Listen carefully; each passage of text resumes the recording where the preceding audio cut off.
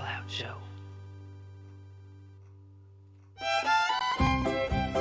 Hello, everyone, and welcome back to That Fallout Show right here on We Just Love Games Network.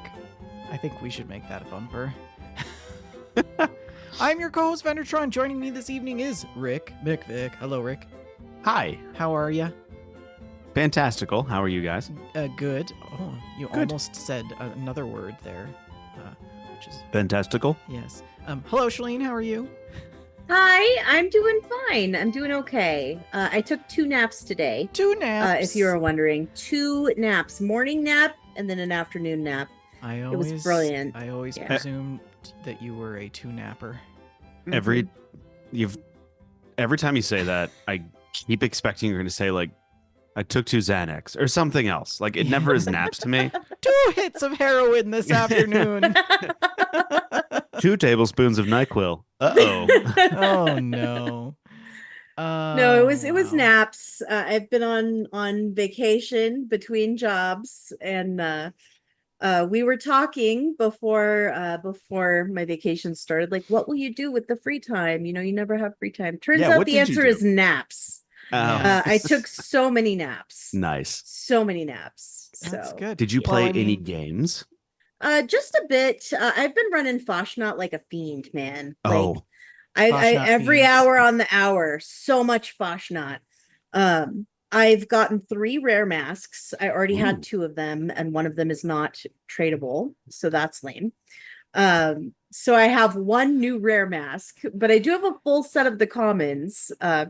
Vendor, I saved one of the robot masks for you just in case you didn't get one. Thank you. Yeah. Ooh.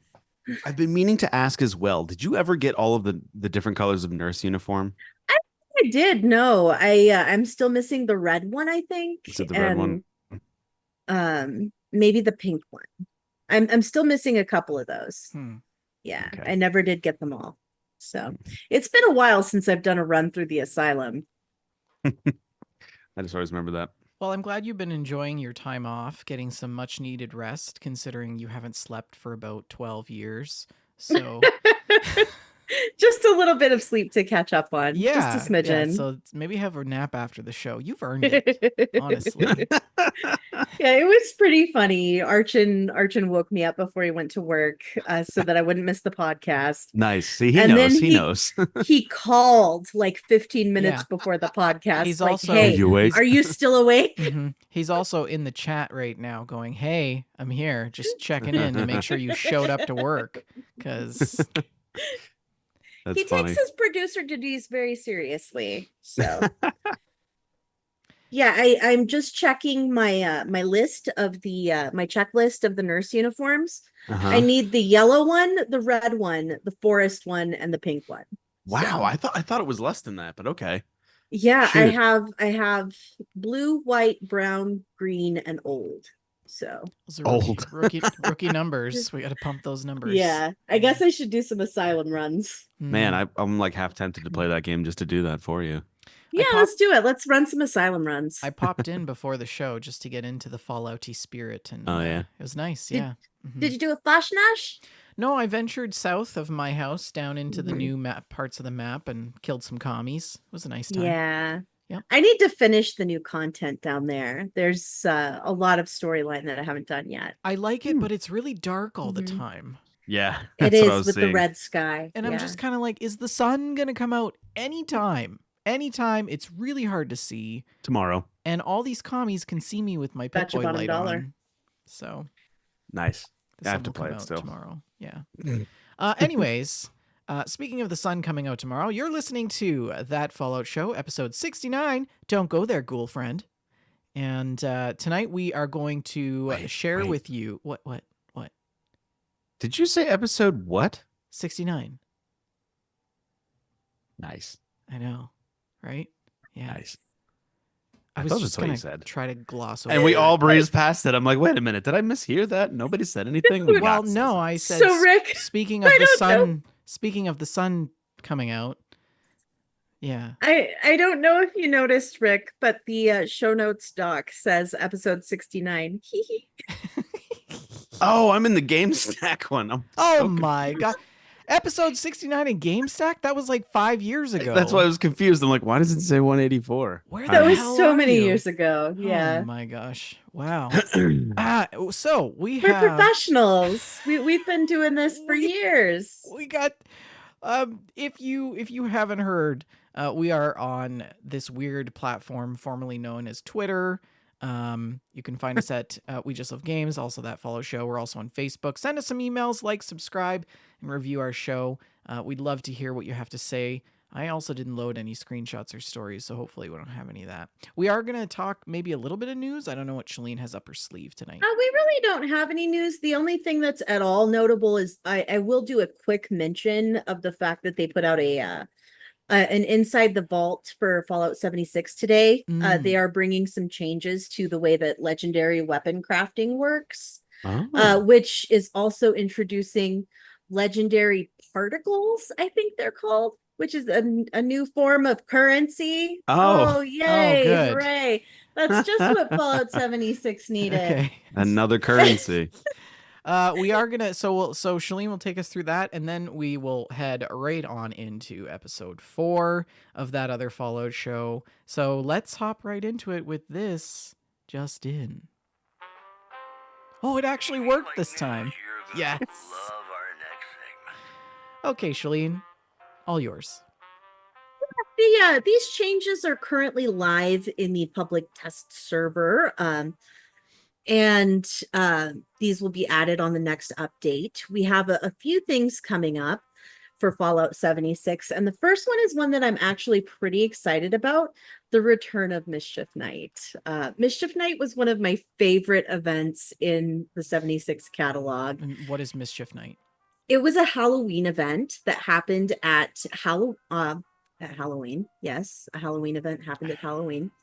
Thank God it wasn't You Christmas. don't say. And it was this chaos time where you blew up cars and forked the lawn and graffitied the walls and had a good time.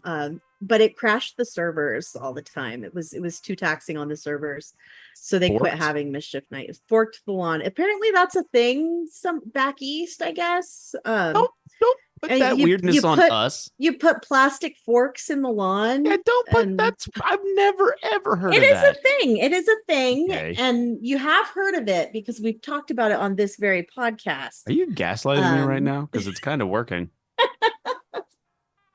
You've definitely heard of it, Rick, on Probably. this podcast because we've talked about it before. But they're bringing back Mischief Night. It's going to be in one of the new locations in the new area down south at the bottom of the map. And I'm getting mixed up. We didn't talk about that on the air, did we? That was off air that we had that conversation about the southern area of the Fallout 76 map. I mean, I maybe am this is why. so confused now. Okay, just keep Yeah. rolling. Just keep Okay. rolling. What? All of this just works. Be like that. Okay. Wait. I feel like I just like blanked. We talked about the We were southern area of talking the about map. the new area, but was that on Yeah. the podcast or was that before we started recording the podcast? Yeah, but I thought we talked about that last week. Did we? Pretty But certain. We didn't talk Well, about anyways, it. It was Well, not GameStack. last week, but the 2 weeks ago. Mischief Night is going to be in one of those new locations called Okay. Rapidan Camp. I have not explored that location yet. And also, I mentioned briefly that they are changing legendary crafting. I'm not going to dive too deep into this because it's probably going to change before it reaches a final iteration and launches with the into the regular game. I'm fully expecting this to go through a few iterations of the public test server before they're ready to drop it. But the idea is that you'll be able to choose the legendary perks that you put on your Ooh. weapons and armor. Okay. So That's a big I deal. really like that. That's something yes. Destiny 2 implemented a while ago was in the Mhm. craftable weapons, you're able to pick your perks as you level the gun up. So I'm curious to see how they're going to do Instead this. of it being just a random roll. roll, yeah. Mhm. And I I am a little confused. They say that they're still evaluating how they want to manage legendary cores going forward. They will be using legendary modules with the legendary particles. So why did they invent legendary particles if they now have nothing to use legendary cores for? Why not just change the use of legendary cores? Right? This Yeah. makes no sense to me. Didn't you used to use script to? Script is what you use to purchase things from Mermerk. So you can Oh, right. But sell in okay. the machine for script, and then you use the script to purchase new Right. things from Mermerk. But And crafting was done with legendary modules, yeah, right? Okay. All right. and now you'll Been a be able minute. to scrap your legendary items to gain those That is what I like. Yes, it's a very Yeah. good thing because when you've, especially during times like now, Voshnot's happening, you're getting all these crazy legendary weapons that you do not want. Mhm. And How many legendary you rolling pins does one need? exactly. And you run out the script machine, and then what do you do with the rest of these things? People are just dropping them on the floor. But now that you can scrap them, Yeah, yeah, that never made. You're right. That did never make Mhm, sense that you couldn't scrap them. mhm. So, are they going to scrap for dust? So, what would make sense to me is if you would scrap for dust, and eventually dust you can build a module with. Okay, well, I guess we will dive a little deeper into it then. Let's I'm, go ahead I'm into it and now. Now I need to know. I'm just gonna read some of this to you. Uh, Legendary particles can be obtained by scrapping legendary items at your Ah, okay. workbench or trading with players.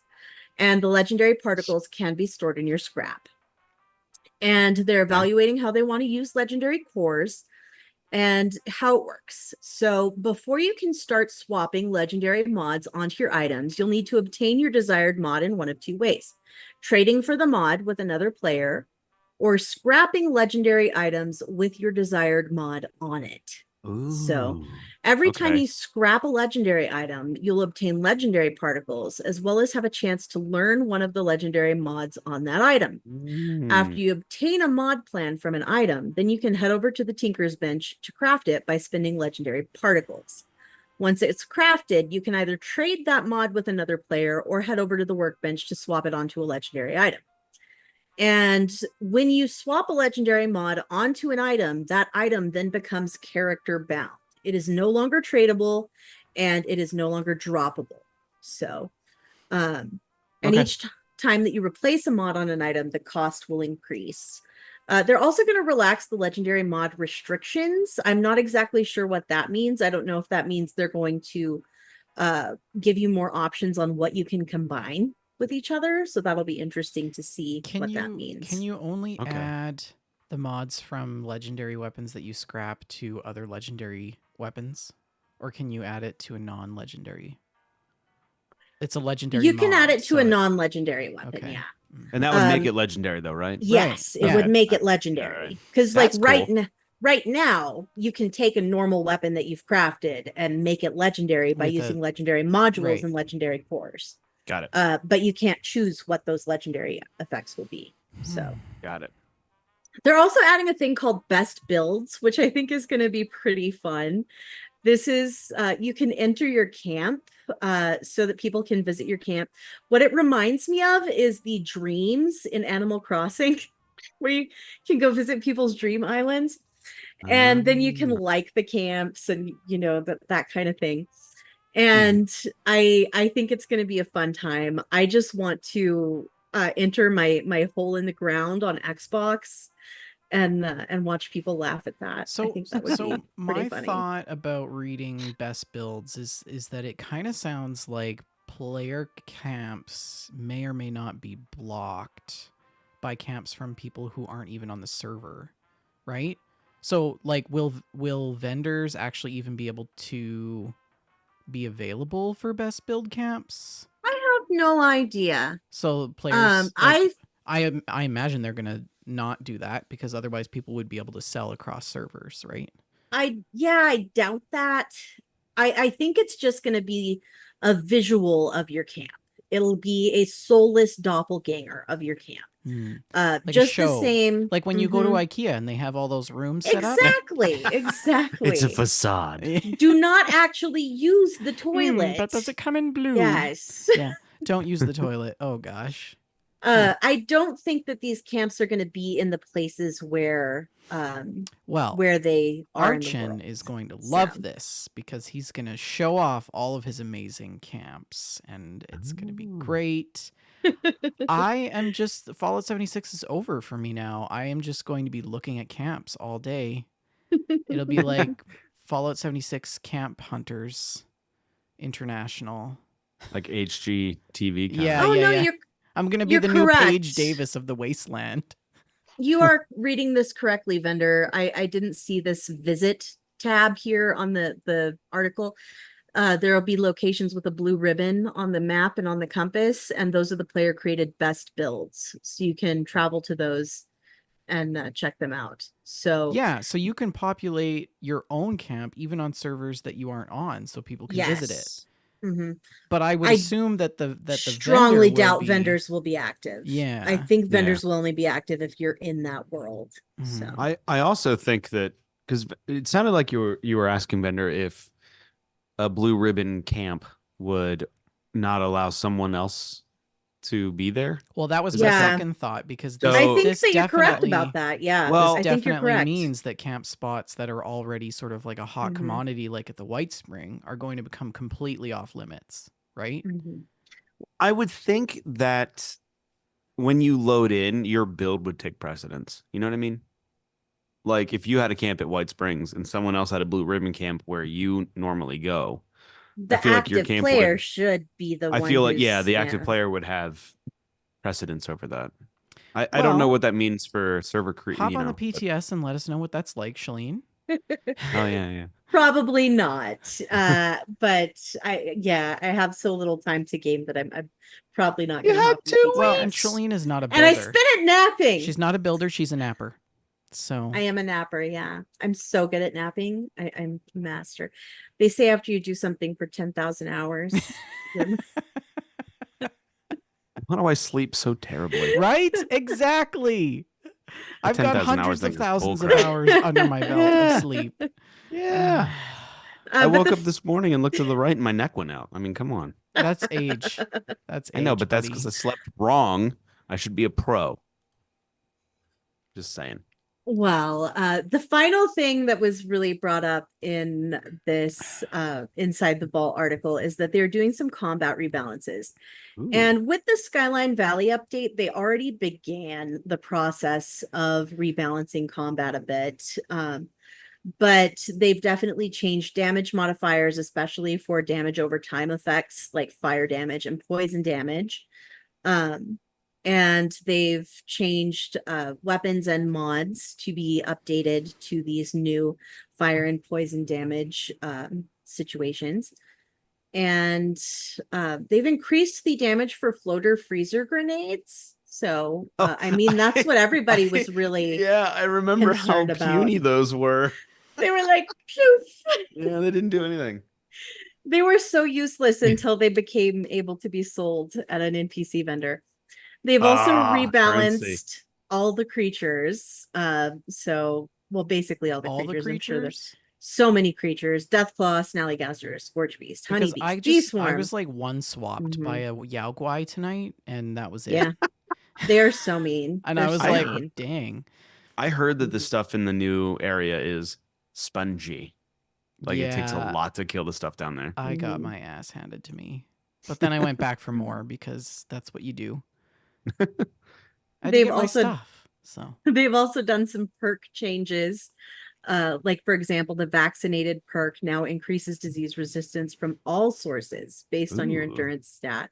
I think previously that just increased your disease resistance for like atmosphere related things. And yeah, that's pretty much covers it. So Nice. you can check all those things out in the playtest server, and they will be coming to an update near you soon. That's it. That's really all the news. wow, that's it. That's it.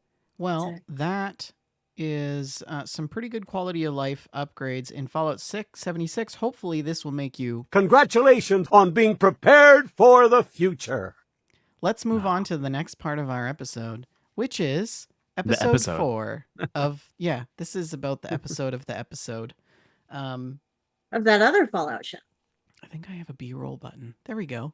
Yeah. I will say some of this episode is so hard to watch. You are absolutely right about that. But this Some one of it is so important. important for Yes. character development. I feel like 100%. this was such a turning point Yes. for Mhm. Lucy. Yeah. So that brings us to the next part of the show, which is episode 4 of that other Fallout show. So if you are just signing on for the live recording, welcome. We love that you are here. If you miss it after the fact, that's okay. We post it to various podcast platforms so you can catch it after the fact. Shalene is going to moderate, commentate the session tonight. So I will hand things over to you, Shalene. Yes. So we've got episode 4. It's called The Ghouls. Let's go ahead and play. And we've got our standard little intro. We're just going to scroll a bit. And we've got the recap. And we open up with the ghoul and Lucy walking through the wasteland. Lucy is plainly very thirsty. She's having a bad time. And the conversations they have here are so interesting in this episode. It really, doing my rewatch in preparation for this episode, I kept going back to some things that Rick said in a previous episode that he's kind of trying to teach her. And I wonder how much that's true. Does he really see her as sort of a mentee? Or is he just a jerk? Is he just a big meanie? Which is the truth? I think the answer is yes. I don't think we know enough about To both. I don't think Mhm. we know enough about the relational context of these two to make that conclusion yet. I think that might be something that we would probably see in season 2. Mhm. Yeah. And I'm with Shalene on this. I think he's just an a-hole, and he's so jaded. He's from self-serving. 250 Well, years yes. in the wasteland. Mhm. But there is still, I think, an element to him where he gives people who aren't really direct in his path enough to try to like fix themselves. Because there's one part in here, he's like, look, you got problems out here. Maybe you should try your luck through the door, you know? Mhm. And then there's also like a line that he says kind of in this conversation here where he's like, I'm you. Just give Or it some time. Just give it some Yeah. time. Yeah. And like, so, I mean, he's in a way, yeah, showing her what it takes, especially Mhm. with one of the scenes here. That's And it's so interesting Yeah. because that comment works on multiple levels. I'm you, just give it some time. He says this in relation, pretty close relation to her drinking water out of this nasty like hubcap or whatever. yeah. Yeah. And so in a way, he's talking about ghoulification, but also the hardening of the heart. Yeah. You know, And That's doing what you really have to do to survive. yes, yes. Yeah. Hence 'Cause the I think- title, Don't Go There, Ghoulfriend. So Sometimes getting- you're so good at puns. we're getting to this scene with him and his friend in the medical Yes, bay. I think his Yeah. name is Okay. Roger. Yeah, Roger, so yeah. let me just And- let me and just this skip whole- forward here. Interaction changes lore and dynamic of ghouls, and I think gives But them I deeper context. in my- do want to say, I'm sorry, I didn't mean to cut you off, Rick. No, you're good. I do want to say that the moments that they are walking through this building before they meet up with Roger, the audio and the atmosphere is so very similar to what you experience in a Fallout game when Mhm. you're going through a building that's full of ghouls and you're Yes. the sounds that the ghoul is making and the Yeah. broken words of this mostly feral ghoul trying to talk. It just felt so familiar. It made me think of the Dunwich building. You Mhm. know, Yeah. it just Mhm. just that feeling of creeping Or, through this building. Fort Defiance. Absolutely. This scene was And this scene was pretty powerful for me because it's like, okay, so Coop. Well, I mean, just I'll interject when the time comes. Just continue on, Shalene. Sorry. so they walk in, and the school is plainly not. He's not okay. Mhm. And Coop had plainly come hoping that he could get some vials of his medicine. And his friend is plainly he's not okay. Coop is like, how you feeling, buddy? How you doing? Oh. It's like, Not good. not good, not good. And he says, This you know, is this like literally like when. So let me set the scene. It's Friday. It's 6 p.m. We're doing a game stack.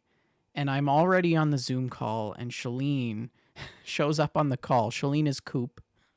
And she's like, how you doing, buddy? And I'm like, oh, I'm fine. Not good. Are you at a drugs oh vendor? my gosh. Yeah. You don't have any drugs, do You know you? I'm good No, for I it. don't. Yeah, and he's asking Coop for some vials. That's why Coop came plainly, was to try and get Yeah. vials from him. So it's a bad situation. A couple things go through my head here. If Coop actually had vials, would he still have said, no, I don't have any? Hmm. And the thing Yes, is I think so. The thing is, this is another instance where we see the dynamic within his character, like the duality of his character, right? So we see the heartless side of him, and we also see Do we though? the compassionate I don't think side. this is heartless at all. Well, we see the compassionate side, but then he flips the guy over and takes out his spleens so that he can just Well, like carry on or something, Because right? he needs to Okay. live. Okay, See, I don't I feel like see this where is you're hard. going with this. Yeah, but I don't feel Okay, well, I mean, in the scene, right? So Sure. So just the narration, they have a little conversation. He's like, hey, Coop you know, knows what's happening. the smoothies are not very kind. I see you have one now. yeah, Like he got a dog. Yeah. Oh, Yeah. you've got one. And he says, you know, I think you should take your smooth skinned friend out of here. It's not gonna be this good. isn't gonna be good. Yeah. And Coop starts talking about food and how good food used to be. Apple pie and ice cream. And he smiles. This ghoul immediately brightens up, and he starts talking about the pie his mom used to make. See, my mom. And at that moment, that's the moment that Coop instantly just puts a bullet through his head. Which is mercy. So Absolute it's totally mercy. mercy. But he knew walking into that room that he was gonna have to do that. Oh yeah, 100%. When he heard the He's like, the noise, and he goes, Roger. Otherwise, he wouldn't Roger. have went in He's- there, right? Mm. Like he Yeah. wouldn't have cared. So there's And the that. fact this that is he went through that conversation to make him have a happy thought before he died. Yeah, Like, that's that's true. so too. compassionate. well, the other Yeah. thing about it is this is so wastelandian Mm-hmm. because in a civilized society they would have just loaded you up with morphine, and then pulled the plug. But the only thing that he has in his wasteland survival kit is charisma. In A this giant case, big gun. right? Well, that too. Yeah. Right through the noggin. But And I did enjoy this scene because he knew going in that he was going to have to do that. You could see him struggling to have that conversation. Oh, sure. He well, did because it it. was his friend. Yeah. So, And they anyways, even talk about, like, he's like, how long was it? Like 28 years. And you made it longer than all of us, like Coop is a special ghoul who seems to have outlasted most of the other ones. And I don't think that this next part is discompassionate. To me, it's like the reality of life, death, and survival. Okay, so it is in this moment that we learn that Coop has equipped the cannibal perk. Yep. but he's a ghoul. Aren't they cannibals to begin with? I think they do eat. I think they do Right? eat things. So, people. So this is the one thing that I'm curious about because, like, It's still cannibalism. I Little bit. mean, it's still cannibalism. He flips his friend over and like you said, pulls out his spleen to eat. And Lucy is so horrified. She Like looks. you She would can't be. I even. would be equally horrified if somebody started eating their friend in front of me. Just oh my goodness gracious. Ella Purnell's acting in this scene is so good because she goes through the emotional roller coaster of grief in Mhm. about a minute and a half. Right? Mhm. She's like, "Oh my Mhm. God, this is terrible. That's so sad. Why did you do that? Now I'm mad at you." And she tries to talk him out of doing this and talks about hard times that they had in the vault when they almost had starvation. And I really liked one of the things that Coop said. He's like, there's what people say they did, Yeah. and there's what they did. Yeah. Yeah. Yeah. I'll bet your daddy was first in line. Yeah. Mm-hmm. Yeah. The one thing about this scene that really bothered me is the way they set the stage for the scene. So I don't know if you notice in the sand here, the sand has been thrown like this. Mm-hmm. It was Mhm. not sandblasted. And if this was actually a room that you had gone into, there'd be windrows of sand with like grass That's growing true. up. Yeah. It's just a Mhm. small detail that made it look a little not Yeah. authentic, but yeah, this was I mean, it's like it's a wasteland, right? You got to do what you got to do to survive, and he really didn't have any vials. So Yeah. So his what was he gonna do, reaction, right? his reaction here to Lucy's highfalutin speech of morality is to hand her the knife and say that butt jerky doesn't make itself. And did anyone else expect her to immediately plant this in his guts? Because I did. Really? No, Yeah, no. I absolutely did. I was so shocked that she didn't take that knife and immediately plant it in his torso. But that's not her. She's democratized. Yeah, that's not her MO. There's always reason before violence is in her mind, Mm-hmm. because I that's how the mean, vault I would have operates. stabbed the heck out of him right then. As soon as Well, he you're gave me not that knife, democratized. I would have stabbed You him have not been so brainwashed hard. in a vault for all of your Can we life. just? You know. I just want to point out one small thing here. The orange can in the cabinet. I am sure it is a can of Old Bay. It has got to be a reused can of Old Bay spice. Just throwing that out there. Love Old Bay. I know. You know, this is one of those moments where it feels like there's somewhat of a mutual respect. Mm-hmm. Like he doesn't hate her. She may not like him, but she also understands there's a logic in his reality. Yeah. And I think that there is this hope in her that she can turn him around. I mean, Yeah, she's and I this feel like she's he's this thinking the hopeless same optimist. thing. Mhm. Yeah, and by the end of the episode, they kind of both do that to each other. Yes, because they are both trying to bring the other one around to their way of thinking. Yeah. It is interesting though that like this is yet another example of what she has to endure as a rite of passage in the Mhm. wasteland, right? Mhm. Like Yes. she has to go through this. And Rick, you might be right in that he deliberately got her to do this because it was the only way that she was going to ever truly, Mhm. right, learn. Arshin brings up a pretty good point. The knife was also not long enough to reach the heart. Yeah, okay. The Well, I other mean, thing that- I was it can still thinking slice a about jugular. The other thing I was trying to think about here is that so she has told Coop that she has the tracking device on her Pip-Boy, right? Mhm. So that's why he keeps her around. Mm-hmm. But couldn't he just chop her arm off and take the Pip-Boy? She's got one of those Pip-Boys that just comes off. It's not bolted to her arm. Yeah. Yeah. So- So He might not know how to work So it. the thing is no, the guy's got 300 years of experience under his belt. That's true. He literally was raised by Vault Tech, so I'm pretty He's sure keeping her around for a reason. he's keeping her around for a reason other than the tracker. And This right. it's this a- is what I was saying. it's a character dynamic that like, yeah, they're going to be He friends. in sees the a little bit end. of his daughter Maybe. in her. They're going to be like a team in season 2, and I'll get my dream show of Dream Team. the Vault Dweller and hanging out with Walton Goggins the whole time, and Yeah. it'll be the best. Yeah. And then people are going to want to make a video game out of a show that was made out of a video game, and they're just going to want to be Walton Goggins. But see, you'll be able to do that in 76 at some point. You'll be able to be a Mhm. ghoul. So Yeah. I mean, you already That'd be have cool. the jacket. Anyway, scene change to Vault 33. Yes. is this- And we return to Vault 33. Reg is hanging up his overseer posters, and so is Oh. I forget the other guy's I name. don't remember. But the two gentlemen on the council are hanging up Tweedledee and their Tweedledum. me for overseer Reg. posters. Woody and Reg. Yeah. Yes. So they're hanging up their overseer posters, and they're like, "Hey, nice posters, buddy." Yes, I was just admiring yours as well.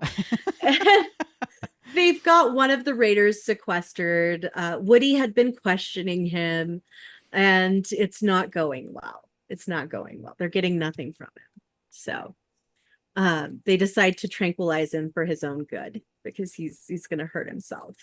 I love that they put like a A cone of shame, like at cone the on vet. his head, like so he doesn't lick himself. They just don't get it. It's so silly. So silly. They do not understand what they are dealing with. No. Like, how did they get the cone on him to begin with? Syringer, I guess. Well, he was tranquilized. Yeah. Yeah. He was Yeah. tranquilized. So.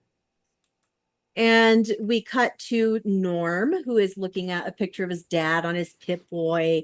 And Betty comes out with some pie for him to have a little heart-to-heart. And I thought it was nice that she brought pie.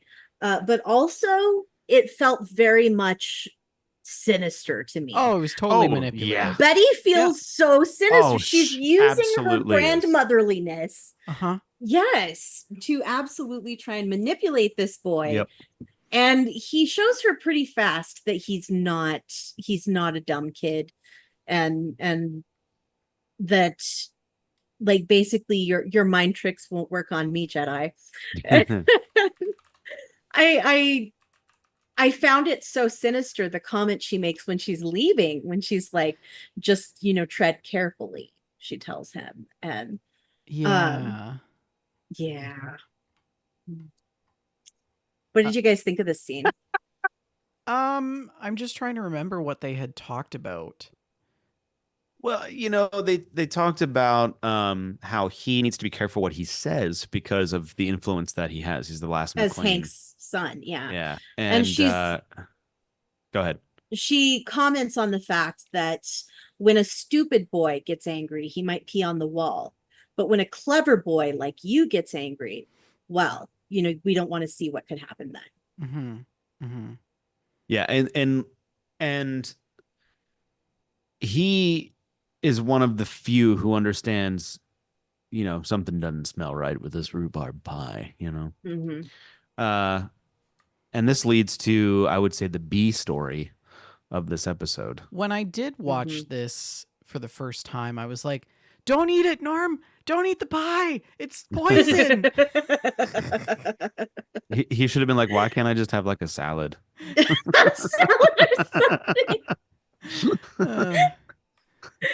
Oh my gosh. Just I want to not watch Nacho Libre every time that I see this kid. Yeah. Yeah. Anyways, is it Betty? Is that her name? Yes. Betty. Yes. Yeah.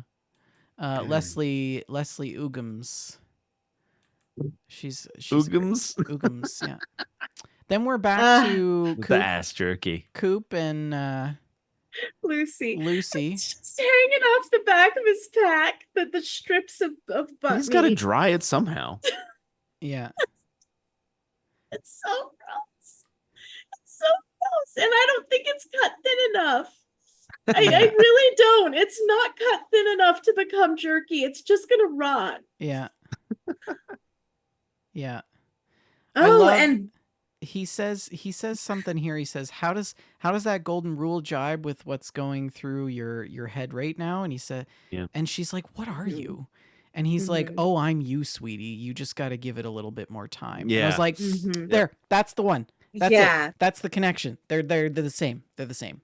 This is the yeah. scene. This is the scene that we were talking about earlier, where he finds this nasty hubcap full of irradiated water, and she drinks some. I think this is actually a engine block. It isn't. It's like an I oil have pan. no It's like, idea oh, what yeah, it is. Yeah, yeah. it's so gross. oily radiated water. Yes, you Mhm. might as And well her- just drink gasoline. Her Geiger counter is just going crazy while Crackling she off the scale. slurps this down. But she's so thirsty. And then she starts running. Well, yeah, Mhm. he'd passed out. He has so- a coughing fit. Yes. He has a coughing fit for lack of vials. Mhm. And she takes off running.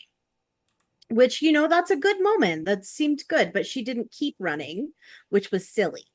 Well, she couldn't. There was a crater in front of her. Oh yeah, because this is Sunnyvale. No, what's the name of the place? We don't know what it is yet.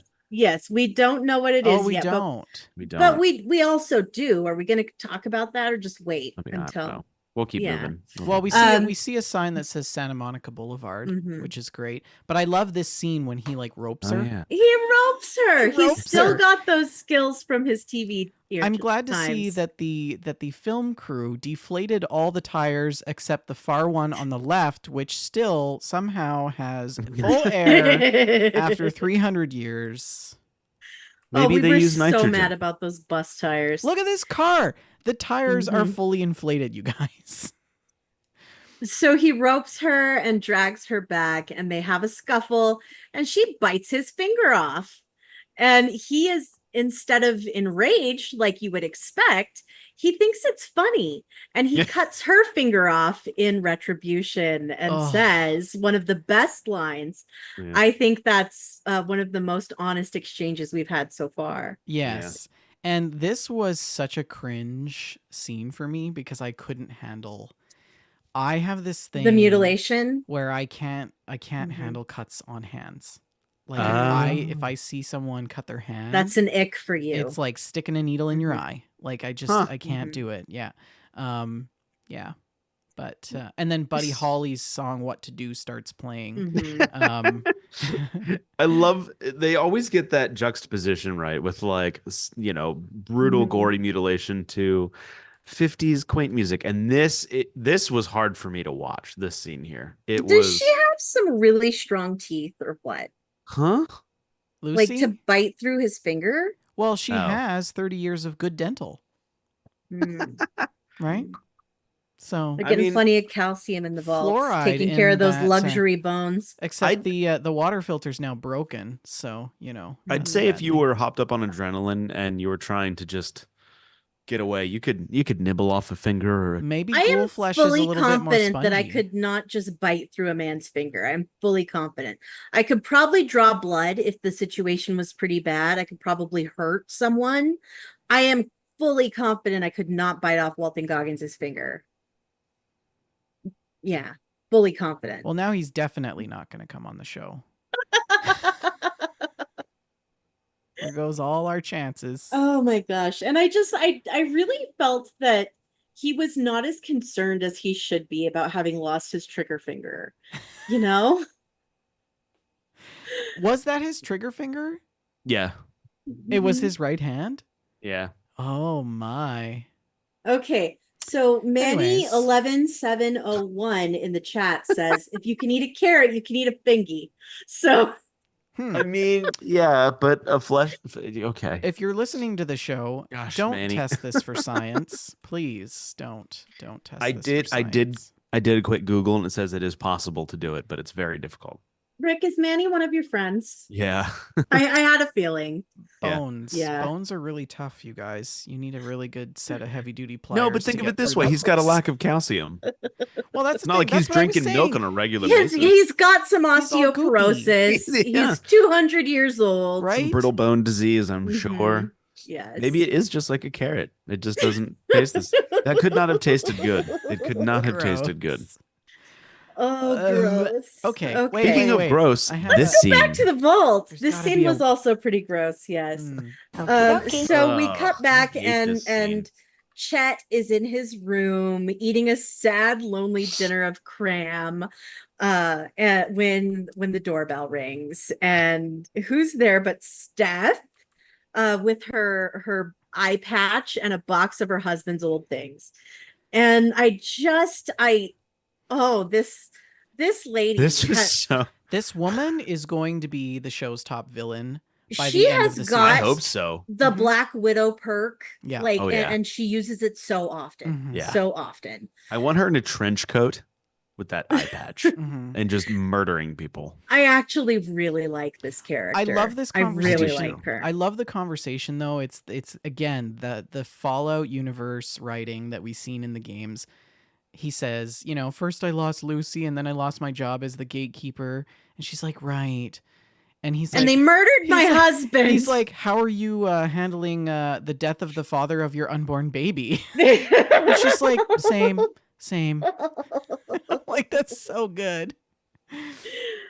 Oh my goodness gracious. And yeah, so she shows up with this this box of Bert's old stuff. Like a shoe. And they have this conversation about how much he loved shoe maintenance. She's like, I think you should have Bert's shoes. And then she dresses him in some of his old Like clothes. an old sweater and a scarf. I And like how proceeds I like to how get- tiny the shoes are, though. Mhm. Can we note how Yes. small Yeah, these are shoes very small. for a And there is small absolutely child? no way that Chet is going to fit into these He's like, shoes. I'll try and wear them. Yeah. That shoe is like the size of his hand. You know, Chet's a Yes. big boy. Yes. Also, can we just all collectively feel bad for Chet? Because no matter what this doofus does, he gets the worst luck. Mhm. Like, he is about to get laid by an arguably beautiful woman. And it just goes so bad.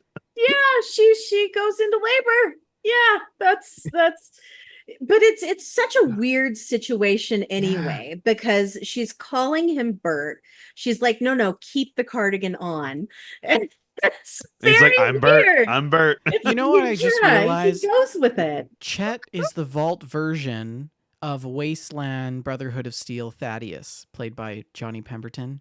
Oh my gosh, you're right. He is the I vault don't version remember of, him. of Thaddeus. Yeah, Thaddeus is Maximus's new Scribe. not scribe, Oh, but yeah, you're right. Or Mhm. Maximus. Initiate? Yeah. yeah, like his new Padawan. Yeah. I see what you're Um, saying. Yeah. Mhm. It's just Yeah. this whole scene, like he just goes with it. He's like, I'm Bert I'm now. Bert. Okay, Yep, that's me. I'm Bert. Come on, let's do this. And then And, it is just sploosh everywhere. But Yes. then his primitive male urges take over him, and he just lets it happen, and it's Yep. really weird. Yep. And And then and then- wow, the pause. Wow, It's good. perfectly It's good. on the water. The breaking. water is coming down. it's like Niagara Falls. Yeah, and The one she's thing I was plainly wondering she's was, not like, having a good time. When your water breaks Yeah. when you're pregnant, is it really that much? yeah. I It's don't all know. your Yeah. amniotic fluid that just leaves. I know, but is it really that much? Like, that is a lot of mess. I mean, It's he's of- the only of one out of all of us human who's a parent, fluids. so I think he's probably It's the a one who lot. would know. It's a lot. it's gushy. Yeesh. I didn't like that word. I Didn't also like the like word for in the that. scene that when she's like asking, like the song that's playing in the background is the Swallows. It ain't the meat, it's the motion. It's the name of the song. I didn't realize that. Yeah. That's funny. Makes your daddy want to rock, all that stuff. What Oh does my that imply about goodness. poor old Chet? Yes. Oh exactly. dear. Oh Yeah. Also- dear. I was trying to figure out what was her motive for this. Like, She was okay. In part, she was lonely. sure, I get And that part. also, I think in part she was trying to recruit someone else to help her. True. Do you think any of that was grieving? Oh, absolutely. Some of it was grieving. You think so? Yeah. She really did like Bert. Shoe maintenance. Sure, but I feel like this was more. It was definitely more calculated than anything else. Yeah, you don't but- bring someone's shoes. You don't bring someone's personal effects Well, no, to you another would. man and say, You "Try this would, on." but not the shoes. Like the shoes were like Mhm. she was scrounging Shoes for are a weird stuff. thing, That was yeah. memento. That was a memento. Mhm. Anyways, so yeah, so her water breaks. It's this whole thing. I'm not gonna replay that. And then we're on to So the next scene. much. Next scene. And yes, the ghoul and it looks like the jerky is starting to dry up on the back of his pack there, actually.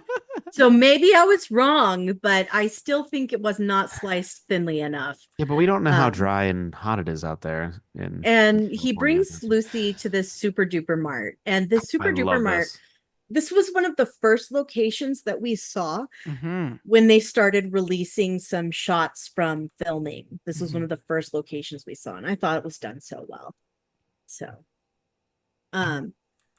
he brings her here and talks through the little intercom and basically sells her for 2 months worth of vials. I like that on the intercom it says LGJG wireless phone, but it's spelled WIRELESSFONE. Yes. It's very nice. Very nice. Yeah, and he's wanting to get some stuff. And she's not very keen on being sold. Somehow she is still surprised that he's doing rude things to her. And as Rick said earlier, he gives her the line, well, you got problems out here. I'd take your chances through the door. She goes in and meets up with this Mr. Handy, this medical Mr. Handy. Snip, snip. Who doesn't love snip, snip? I love snip, snip. Oh, fudge. There's no fudge here. Yeah, she's like, what the fudge? And he's like, there's no fudge here. Only a General Atomics International Mark IV.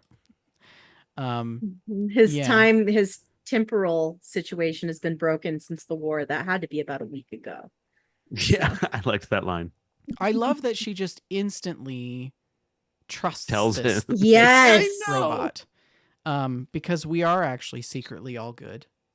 In case you're wondering. Yes. But she's like, please, sir, my name's Lucy. My dad's been taken, This guy, he's right outside, like. What is this robot? He's like, I know, I'm in here. This is part of what I do. Why are you telling me? I like that she's pointing with her like stubby index finger, and he's like, "Oh my, I see you've lost a finger. Let's go that get you one." That will not do. That will not do. So he takes her to get her patched up, and this just a drawer of fingers. Drawer of extra fingers. It's like, you're lucky I didn't have to use a thumb. I like how the different like color. Clearly, it's been in there for a hot minute. Not well, kept on this other piece that is like half a hand. Gross. He attaches this finger out of the drawer, and it's like purple, right? Yep. It's plainly like necrotic and dead, and yet somehow he attaches it, and it just it works fine. Yep. All of this just works. It just So that's one thing I love about the Fallout universe is like you could cripple your limbs, stab yourself with a stim pack, and you're like fine. And so yes. I feel like throughout the show it's just constant like you're healed and it's just back to normal, and you're that's great. And Jessica Starr has popped into the chat. Hey, Jess, she says, and it persists throughout the show like a fun running gag. And I think that is so hilarious that she continues to have this dead finger. It's so perfect. It's very Fallout. I also like that he's like, would you prefer a dressing of high quality synthetic fibers, classic cotton, or a comforting synthetic cotton blend? And she's like, you have real cotton? Of course we do. Why would you ask Don't you? Don't you? And she's like, wow, this is great. I actually thought I was being brought here to be a sex slave. No. He says, oh, he's just revolts. He's totally absolutely revolted. Not. I'm going to harvest your organs. And he hits her with a trank dart. And she's like, what? The bait and switch. And she's done. And that's the end of the scene, which is the perfect transition into the next scene. But let's talk about that just for a brief moment while I roll through this stupid Amazon Prime. Yes. What else did you like about the robot himself? Now we know that the robot voice actor is not the original. Yeah. Voice. Is it Stephen Russell? Yeah. That did the original Mr. Gutsy. Right. And this is not Stephen Russell. The who was the guy that did? Is it I do not remember the actor's name No. who is doing it for the show. But they were consistent in that it is the same actor. Dave Mitchell? No. Is that the name? No. I don't That's the recall. wrong Robin. Matt Berry. Matt Berry. Thank you, Thank you. Sulior. Yep, Solior said that. Yeah. Now, one of the things that I like, and one of the reasons I think we like or don't mind quote unquote evil robots is because they're not inherently evil. They've been programmed Yes, to do they're those doing things. what they've been programmed So it's to do. not his. You don't hate him. Mhm. He's just like, no. He's doing bad things He's with the best possible of intentions. But Yes. also he's fulfilling his protocol. He's Yeah. healing someone who's injured, but then his other protocol kicks I'm gonna in, make you as comfortable as I can while I harvest your and then organs. he's gonna Mhm. tear their organs out. So good. so good. So good. So we've cut back to the secondary story for the episode, which is back at the vault. And we're here with, I've just completely blanked on his name. Norm. I've been using it the whole time. Norm. Norm. We're back to Norm. Norm is pushing most of a Jello cake to feed the prisoners. And the lady who's working the door is like, they get Jello cake? Are you serious? Are you saying they're getting the Jello cake? And I don't know about you, but I had flashbacks to Woody going, "Get that Jello mold out of here." They love Jello cake in this place, and They it makes do. me want to make a Jello cake. It really does. I think Yeah. it would be fun to make a celebratory Jello cake. Maybe I'll do that for Arjun's birthday, and make him a lore accurate Jello cake. And he's like, "Hey, I'm just following orders. They told me to bring Jello cake. I'm bringing the Jello cake." She's like, "What would your dad think? He would be serving the slices himself." And finally, Norm tells her, like, "Hey, do you want this cake? Like, nobody has to know." And she wheels the cake away back to her apartment in the vault, back to her quarters. She's like, "Yes, I'm gonna put this in the fridge." And Norm has an encounter with one of the raiders who stops the door from closing. And he's like, "What are you looking at?" And Norm tells him, "I'm looking at a murderer in a cage." And he mentions something about him hurting the innocent people of Vault 32. And this is like a turning point moment for Norm, in my opinion, because Norm is a thinker. He's got a high intelligence stat for sure. And this guy tells him, I don't know what they were up to in Vault 32, but they were not innocent. Well, the guy actually makes reference to both 31 and 32. Mm-hmm. That there was both there were sinister things going on, and this is when it really clicks in him. Like, I think I need to get over there. Yes. Yeah. And he can't put this away. He can't let this go. All of his vault training would teach him to just let this go and follow your orders. But Norm can't do that. No. Yeah, and so then he's like, Oh. Yeah, he's where is he now? He's in the overseer's office. Yeah, is this when he finds out that all of the vault overseers Not are quite. from? Okay. No. In this scene, he tries to access Vault 32's records, and there are none this scene. available. I love the it. scene where she's screaming in the background, and he's like, "Want to get out of the house?" And he goes, Yeah. Yeah. She's giving birth on his couch. Yeah, it's not even his kid, so I don't blame him for being like, "Yeah, let's go." Yeah. And Chet is like, "Goodbye, goodbye." in the sweater, still wearing the sweater. And the scarf. So Norm has enlisted Chet to help him clear out the rocks from the cave-in when Moldaver detonated that bomb in the Vault 32 passageway. So they're clearing things out and make a big enough space to get through. And they start looking around, and it is immediately evident that whatever terrible thing went wrong in Vault 32, it happened a long time ago. The fields are barren and dry, and no one has been farming there in quite some time. So, And he puts the math together too. Like they continue to explore the vault, and this is actually one of my favorite scenes, I think, in the entire first season, because my favorite thing to do in Fallout games is to explore vaults and discover what terrible thing happened there. And I definitely thought they captured that feeling perfectly. can so Shalene short. can Shalene not hear us? Shalene, can you hear us? Vendor, please take over the narration because I cannot Okay. hear a dang thing. So I think Oh, the here we interesting go. the interesting thing about this scene is that, you know, Chet is like, this is really wrong, you know, like something terrible really happened here. And Norm's like, you see, whatever happened here happened a long time ago because the last biosignal detected was 2 years ago. So he really puts the he puts 2 and 2 together.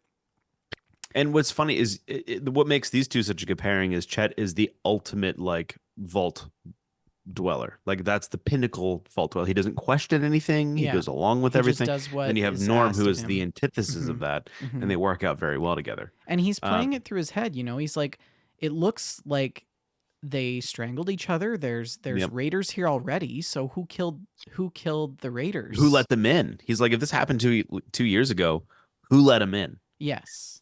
Yeah. Yeah. Like he's like they were already dead when the Raiders got here. Yeah. So who killed them? And then he's thinking that maybe the raiders that we have in the vault aren't really actually raiders. And I mean that's a pretty far leap actually, I think. But and then Sam Fontaine, I think, starts playing Journey into Melody. And then we roll into, I think, what is some of the inner parts of Vault 33. It's quite dark. You see some fighting. Yeah, you see some fighting. Like the Vault Dwellers are fighting each other. They're killing themselves. Yes. And I think there's a scene where they play it on TV. There's a scene where they talk about how rats, when there's overpopulation, they start eating themselves. And part of me feels like that's some of Vault 32's problem was it was just overpopulated. Yeah. And not enough food. Yeah. I'm not sure about that. I did think back. it was. Hi guys. Welcome back. I pulled some old headphones out of the drawer. I thought it was really, really interesting that a lot of the graffiti suggests that they learned what the vault experiment was and they were not having it. Like they were not amused. And many of these were plainly cases of suicide instead of murder. So, not this one though. Not where it's paused. That was murder. Yeah. Yes. And then we're back in the Super Duper Mart. I don't like that sign. The Mr. Gutsy, what's his name? I forgot. Snip Snip. Snip Snip. Mr. Yes. Snip Snip is wheeling Lucy in front of this Dairy Fresh ice cream sign that is neon, and I love it. It's great. I don't like it. You don't like it? Why don't you like it? I don't like the Creepiness. droplets. The udder squirts into the directly into the ice cream. It's I a little never icky. actually really noticed that, but I don't like it. Yeah, and this is really where we see the Super Duper Mart from the inside for the first time. And we've got these small stalls with all of these people who are, many of them in the stages of ghoulification. And it's like the size of a phone booth, and it's just them and a bucket in there. It's horrible condition. It's so sad. Martha. I'm Martha. My name is Martha. Yeah. My name is Martha. Shalene, trying to cling on to you just said something about rats, right? That wasn't me. Rick, you did? Yeah. Did you just think that up? No, it was on the. That was part of the. It's part episode. of the script. Okay. Yeah. Sorry. Go back to what you were saying about the. That's it. Scroll forward. Okay. Yeah, just how sad this part is. The conditions are terrible that these people are in. And then we see the two stoners watching TV who are running this operation. So Maddie Carteropple, who plays, he's in a lot of things. Wait, weren't both of these guys in Stranger Things? Yes. Well, no, the guy on the left, Maddie Carteropple, he plays Huey in this show, but He was No, I thought Elvis Valentino. I don't know if Valentino Lopez was in Stranger Things. I thought he was you're the thinking of dude the with guy the. that drives the microbus? Yeah. No. He was a marvelous Miss Maisel, though. Yeah, Maddie is the arcade attendant in Stranger Yes. Yep. Things. I knew Oh that my one. gosh. Oh my gosh. Jess brings up something in the chat. She says one thing that's neat is how they processed some people quickly, but the ghouls would keep. So yeah, Yeah. that's rough. That's rough. And Sulior says Beavis and Butthead. He compares these two, and that's definitely the vibe that I Oh, for also got sure. from these Yeah. fellas. He's sitting there eating a cup of noodles. Yeah, it's pretty good. This is like I love that they just have this little operation going on. Yeah. And Mhm. I don't know if you noticed, but in the background in the deli case, there's like strewn innards there's a and a head. human head. Oh, I didn't notice that. They just have them Oh, chilling in there in the for deli like case. that's where he's putting the organs, right? Yeah, it's so good. Yikes. Yeah. And For those transplants. Lucy wakes up. Snip Snip is like, don't worry about it. This won't hurt a bit. Saw As he blade. comes at her with the Yeah. buzzsaw. Don't worry, you won't feel a thing. She swiftly kicks it to the side and manages to best him with the use of the defibrillator pads. Yeah. Now, it's interesting here, like this screenshot, we see the Abraxo cleaner, but we see other products that we don't actually usually see. Bicidol. Yeah, like what, and Tecto. Tecto, whatever that is. But And something interesting about the Abraxo is that it's in a liquid form. We usually see the boxes of powdered Abraxo in the game, but this isn't Abraxo cleaner. This is Abraxo drain cleaner. They did do a nice touch here where they have the Halloween stuff in the background that you see in 76 and in Fallout 4. Yeah, all the Fallouts really because of the proximity of the bombs to the holiday. Yeah, that's true. Yeah. And she rolls in to the Stoners' living room with Snip Snip held hostage. And she's like, let me out of here or the robot gets it. And they're like, bro, he's a robot. Yeah, like you may as well be threatening us with an air conditioner. Except an air conditioner sounds really nice, though. Yeah. And she's like, all right, I loaded his syringer with Abraxo cleaner. Tell him how bad it is. And he goes, if you have a stuck drain, Abraxo cleaner is the name. It's very poisonous. They're like, all right. You can go. Oh, man. And this is where she gets stupid. She's like, not just me, all of them. So he opens the doors, and most of the people who are held captive run free from their little disgusting spots. And she notices that Martha and a couple of the others are still in there. She says, no, I told you everyone. They're like, you don't want to, lady. They're like, you don't understand. You don't understand. You know what I was thinking here? I was thinking, why weren't they all turned if they were just held captive? Because they wouldn't have gotten medicine. They wouldn't have gotten whatever it is in those vials that they need to stop them from turning. I don't think, I mean, to me, it seems like it's a gradual process. So some people were more recently captured than others. Yeah, I would think so. Some people were more recently ghoulified than others. My impression of this, and this is mostly me, the vials only become a utility when they begin to go feral. So if these have not begun the process of feralization, then they don't need vials. Maybe. That's how I see it anyway. That's just how my brain has made this work with the canon of the games. Sure. Sure. Because this is a whole new thing. Yeah. Yep. I love that Lucy, she's just, I don't know if she's naive or if she actually really knows what she's unleashing. Because she's already seen what they become. And I think she kind of had a sneaking suspicion that some of them were at least that way. So I don't think she truly understood that they were just going to be like zombies. You know? I don't. I mean, I feel like she weaponized them in a way so that she could get herself out of this situation. Oh, I don't think she knew what the heck she was doing. No, she thought she was saving them, Yeah. but there was no saving them. And there was Except also no for saving Beavis and Butthead. And Martha. they get eaten. And then Martha comes out. My name is Martha. Lucy's trying to work with her. Yes, your name is Martha.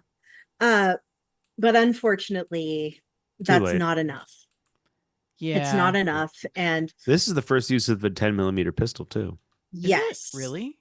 this is the first time that she used a lethal weapon.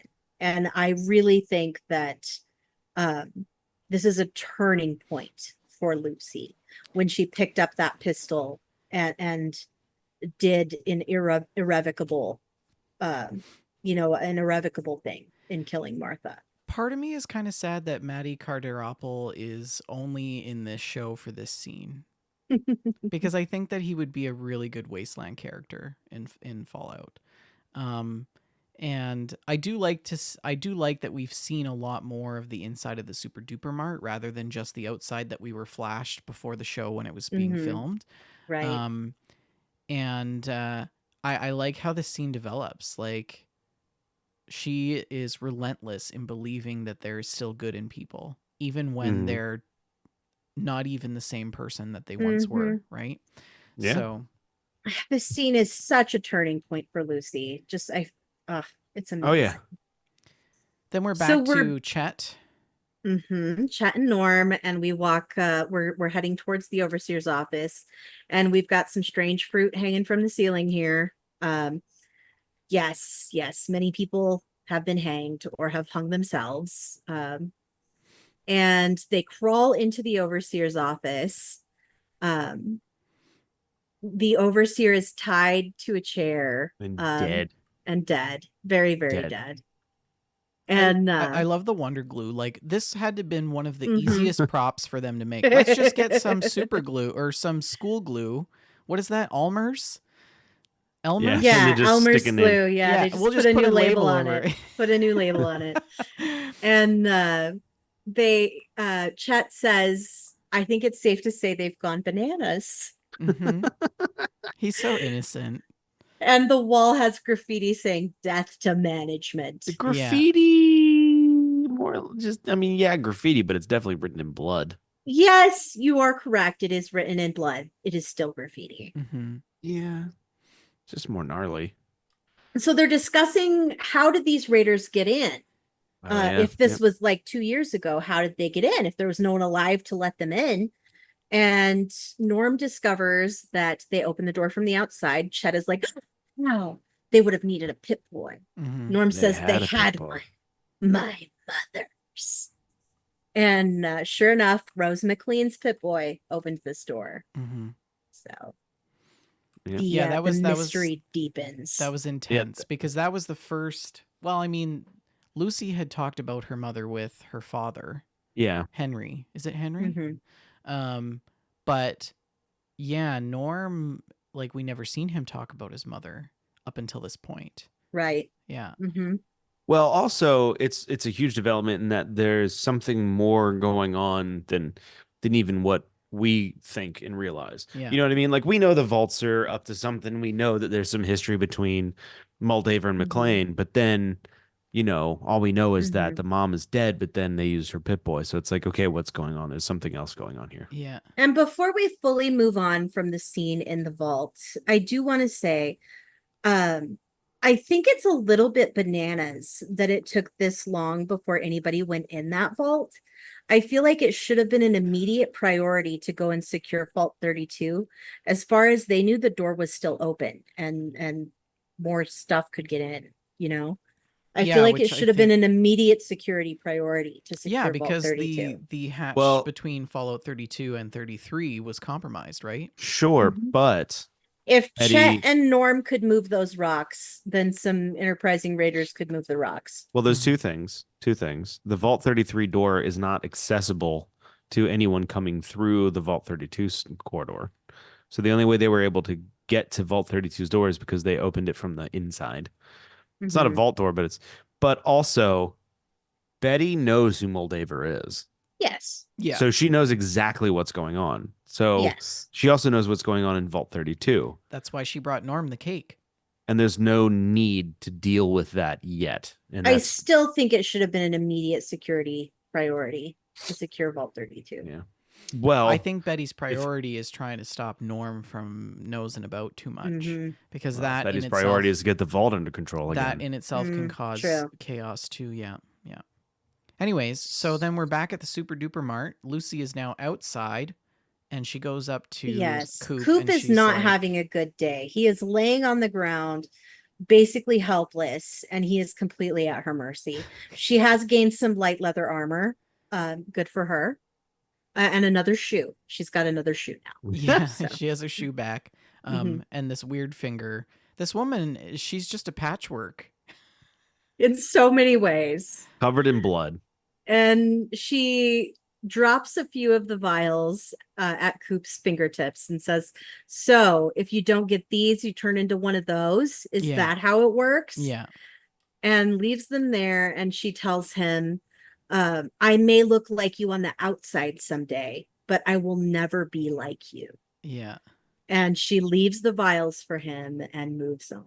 I like Yeah. that she says golden rule, mother effer. And then she like Yes, she does this like mic drop with the vials Mhm. and just walks off. And I'm like, she's here. She's so here. She's And got that it. is also the first time that she has sworn in the series. Otherwise, it was all golly gee and Okie dokie. okie dokie and Yeah. fudge. Yeah. And we also see the introduction of a yet another fitting overlay of music by the Andrews Sisters. I Can Dream, Can't I? And yeah, so then it goes into Andrews Sisters, and then we have another scene change, I believe. I think we'll keep going. We'll see.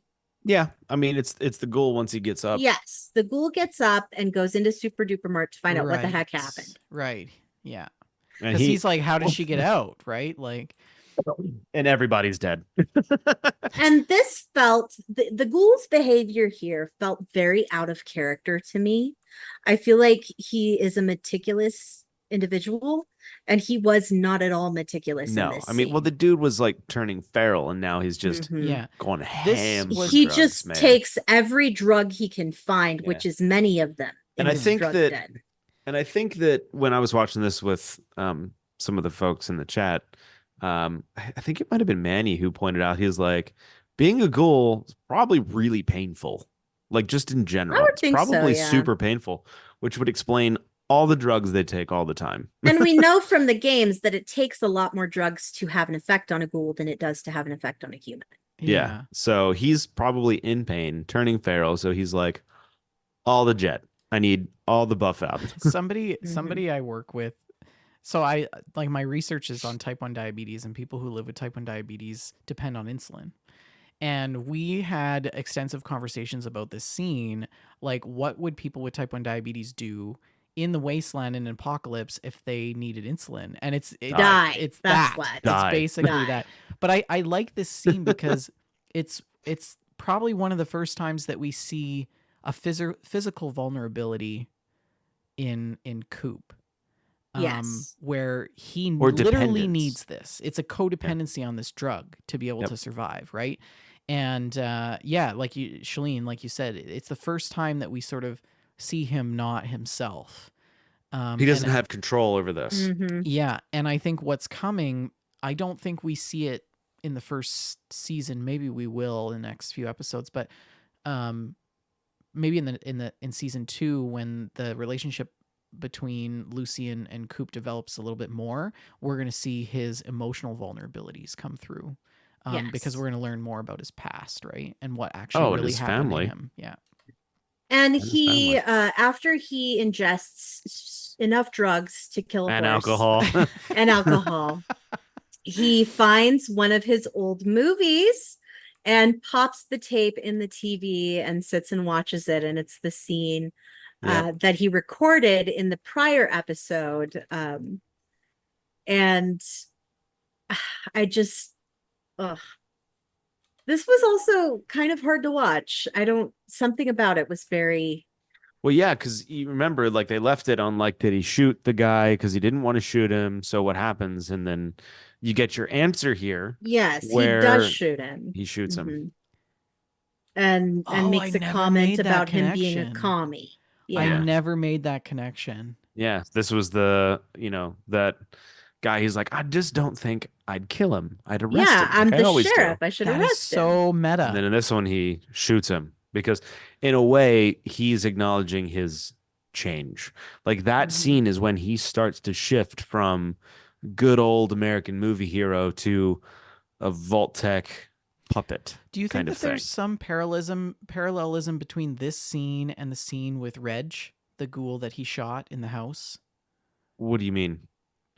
No, no. I personally, I don't think that those two parallel each other. To me, this scene is a metaphor for his change into who he is now from who he was. And I think he's realizing that scene is the moment where his Yeah. life starts to shift. Where Mhm. he sold out.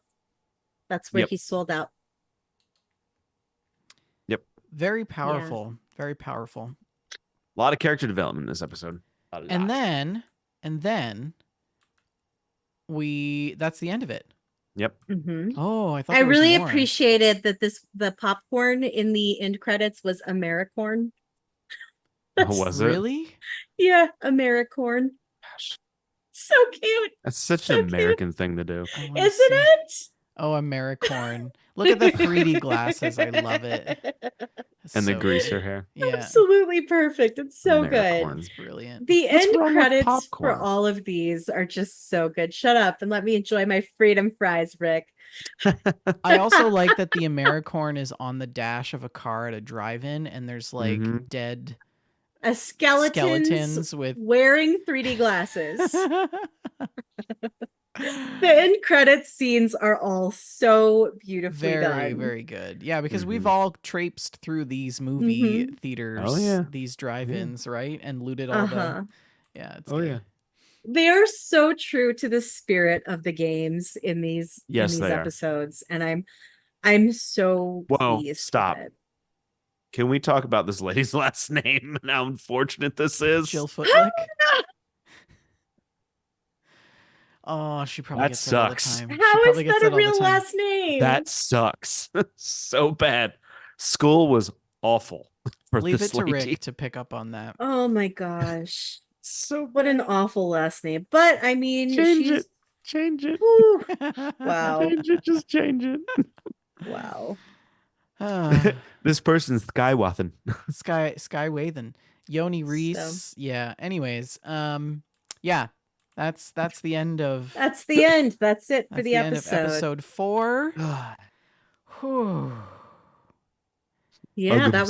was a thing. So how do you what did think, you guys think? Yeah, like how does this episode play with the previous 3 that you've seen? And yeah. The character development here yeah. was so heavy. We got so much character development, and I did think it was interesting that there is not one speck of Brotherhood of Steel in this episode. I liked that actually because I thought that the previous episode was very heavy on Maximus and Thaddeus and that story arc, right? They do a good job of bouncing Balance. back and bringing them back together. And where the last episode was a lot of character development for Maximus and Thaddeus, this was a very big episode for character development between the ghoul and Right. And Lucy. Lucy. Why? Agree. Yeah. So, Mhm. and even with the hard to watch scene, Bert, I really thought that a lot of this was needed to push Lucy into a position where she could become kind of who she is going to be in the Wasteland. Yes. Mhm. A mixture of those tendencies to give people a chance, but also the start of the hardening, I guess you could say. I also think this episode was really important for capturing an aspect of what we love in the games that hadn't really been shown yet. We've seen the comedy and the whimsy and that 50s nostalgia situation, but something we hadn't seen yet is that horrible aspect, the absolute horror that is sometimes in these games. Yeah. I remember in some of our earlier episodes, Rick, you talking about how when you first discovered Fallout 3, you Mhm. thought it was a survival horror game. Yeah. And this perfectly captures that with her trek through the Super Duper Mart Yeah. and with the audio when you're approaching Roger, and also with Norm and Chet exploring Vault 32. Yeah. That really captures the horror aspect of the Fallout games in a way that we hadn't seen yet. Yeah. Yeah, I mean, it was that idea that it's that same kind of concept that, you know, you leave Vault 111 and you're in, a lot of times the first place you go is Springvale Elementary, and you can find a cage full of Yes. tiny little skeletons. Yes. And then you walk into Megaton and it's just more going, you know, and it's just like, you're like, what is hi this? there. You know? Eh, Yeah, I Yeah. think so. One of the things that I noticed that maybe you guys didn't think about, or maybe you did, was that by this episode, I was starting to think, geez, you know, these people really just like to take long walks on the beach. Because it seemed like a lot of the filming was done on a beach with buildings that were, you know, falling apart, as sort of like trying to set the backdrop that they were in this wasteland. But it's to me now in episode 4, it's feeling a little bit redundant. We didn't see that as much in episode 3. We did see a lot of Philly, right? Yeah. Yeah. Which is a huge set. Like that is millions of dollars to make that set, right? I guess I didn't follow that. But I realized that like they spend a lot of time filming people on the beach.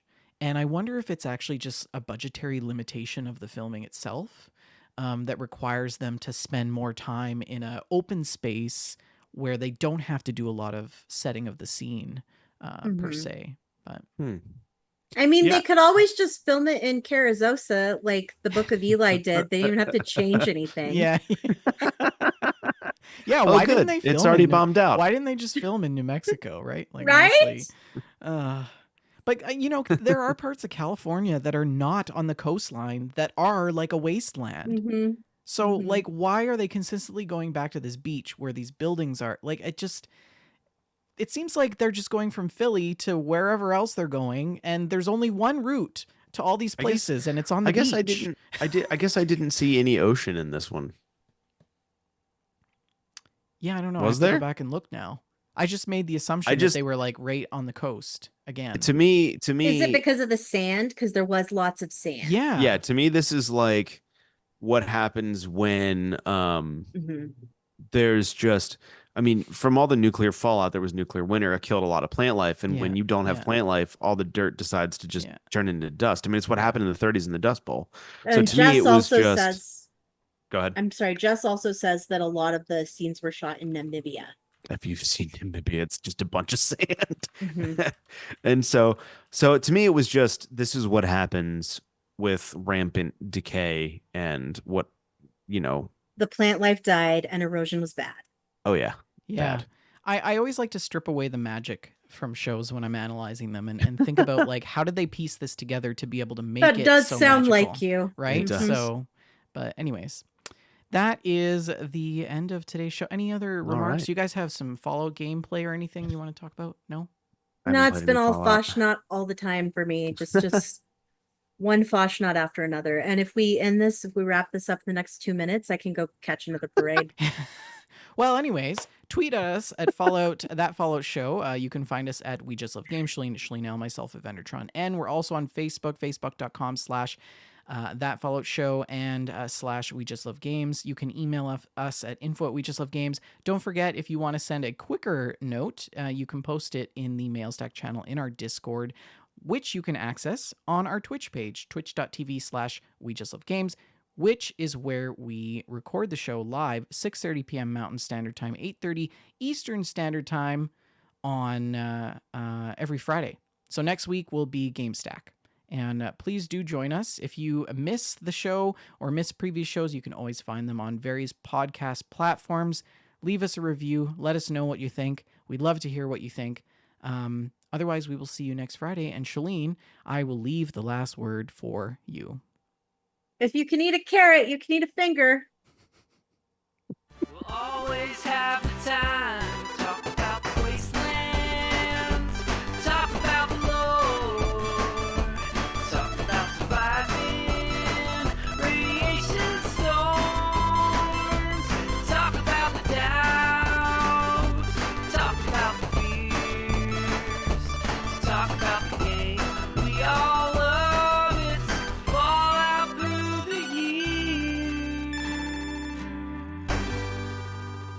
that Fallout show.